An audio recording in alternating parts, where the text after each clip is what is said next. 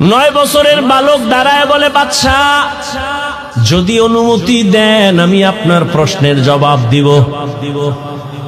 বাদশা হারুন রশিদ খুশি হয়ে কয় দেও কই লইব না, সিস্টেম অনুযায়ী সামনে নিয়ে আসেন।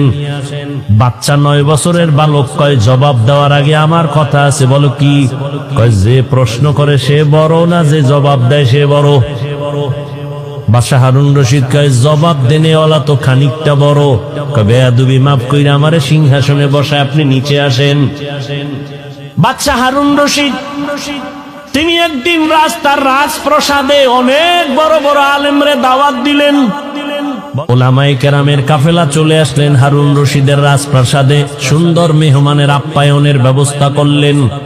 ওলামায়ে কেরাম আপ্যায়িত হলেন, সব খাইয়া লইয়া তো আলেম গুজি গায়ে, এই হুজুরেরা কেমন খাইলেন? আলহামদুলিল্লাহ। মেহমানদারি ঠিকঠাক হয়েছে? বলে আলহামদুলিল্লাহ। তো আপনাদের ডাকছি, জিগাইবেন না কেন ডাকছি? জি বাদশা মহারাজ কেন ডাকছেন? কয় বেশি আমার একটা জিনিস জানার জন্য ডাকছি। কি?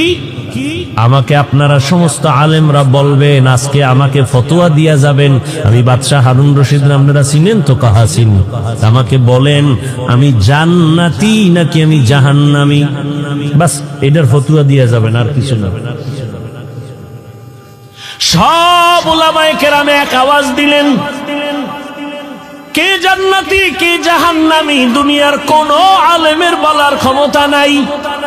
হ্যাঁ এতটুকু বলা যাবে, আপনি ভালো কাজ করেন তো জান্নাতের পথে আছেন, জান্নাতি বলা যাবে না।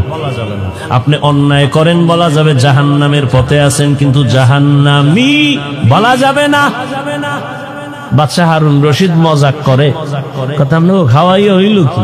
জান্নাতিও বলতে পারবেন না, জাহান্নামীও বলতে পারবেন না, তা আমি আপনাকে খাওয়াইয়া লাভ হইল কি? দুঃখ, সমাধান পেলাম না। বিদায় দিবেন ভাব।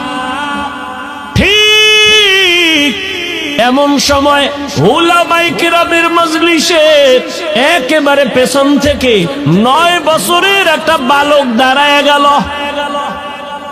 বালক দাঁড়ায় বলে, বাদশা বেয়াদবি যদি ক্ষমা করে দেন আপনার প্রশ্নের জবাবটা আমি দিব। 9 বছরের বালক দাঁড়ায় বলে, বাদশা যদি অনুমতি দেন আমি আপনার প্রশ্নের জবাব দিব। বাদশা হারুন রশিদ খুশি হয়ে কয় দেও কই লইব না, সিস্টেম অনুযায়ী সামনে নিয়ে আসেন। উজিরে আজম তাড়াতাড়ি বাচ্চাটাকে সামনে আনো। 9 বছরের বালক দাঁড়ায় কয়, বাদশা প্রশ্নটা আবার করেন। প্রশ্ন হলো আমি হারুন রশিদ জান্নাতি না জাহান্নামী? বাচ্চা 9 বছরের বালক কয়, জবাব দেওয়ার আগে আমার কথা আছে। বলো কি? কয় যে প্রশ্ন করে সে বড় না যে জবাব দেয় সে বড়? বাদশা হারুন রশিদ কয়, জবাব দেনেওয়ালা তো খানিকটা বড়। বেয়াদবি মাফ কইরা আমারে সিংহাসনে বসায় আপনি নিচে আসেন। বাদশা হারুন রশিদ তো বেয়াদব না, দুনিয়াদার সম্রাট না, সে তো আখেরাত মুখী একজন বাদশা।